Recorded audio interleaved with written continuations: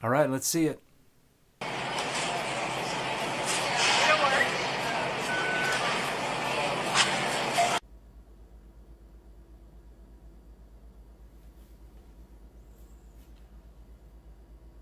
Yeah, I'm good.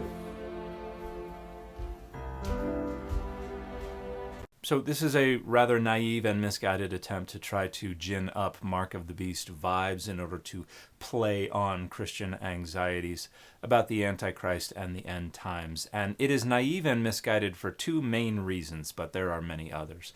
The first main reason is that what's going on in this video that is more than 2 years old has absolutely nothing whatsoever to do with what is described in Revelation 13 verses 16 and 17 as the mark of the beast. Because what is described there is a charagma, a brand, a stamp, a mark that is etched, branded, carved into either the right hand or the forehead. And what's going on in this video is what's called Amazon One, which is just a scanner that scans the unique pattern of veins under the skin of your palm. And so you're not receiving, as the text of Revelation says, any kind of mark whatsoever.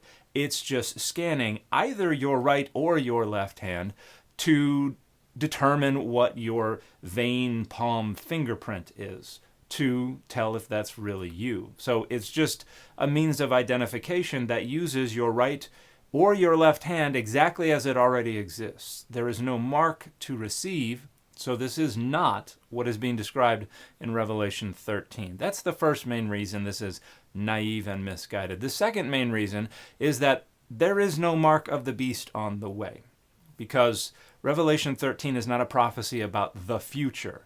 It was late 1st century CE apocalyptic literature and imagery intended to evoke an emotional response in early followers of Jesus and exhort them to greater faithfulness to their community and to keep them unspotted from the evil Roman Empire. And the mark of the beast is intended to appeal to imagery associated with the Roman Empire. And there are three different main ways that it does this. The idea that it is something on the right hand or the forehead will evoke a sense of counterfeit worship practices, because in all the Bible and in early Judaism, there's only one thing that associates the hand and the forehead, and that is the notion that you should have the law on your hand and in your forehead, and that results in the practice of phylacteries. And so there was a worship practice developing in the 1st century CE within Judaism related to putting certain texts of the Torah on little pieces of paper and rolling them up tight and placing them in boxes. They go on the front and the back of the forehead and have a leather strap that goes around the left hand.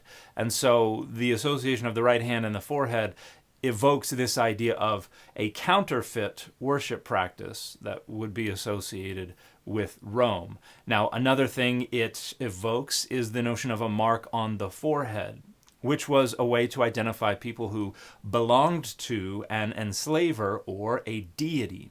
And you can see this in the book of Ezekiel. There's a chapter where God says to go through Jerusalem and mark everyone on the forehead who is outraged about the wickedness and the iniquity that is running rampant in Jerusalem. And then God sends executioners through the city, and they are to execute anyone and everyone who does not have the mark on the forehead, because the mark is a way to identify who is a follower of God, who belongs to God.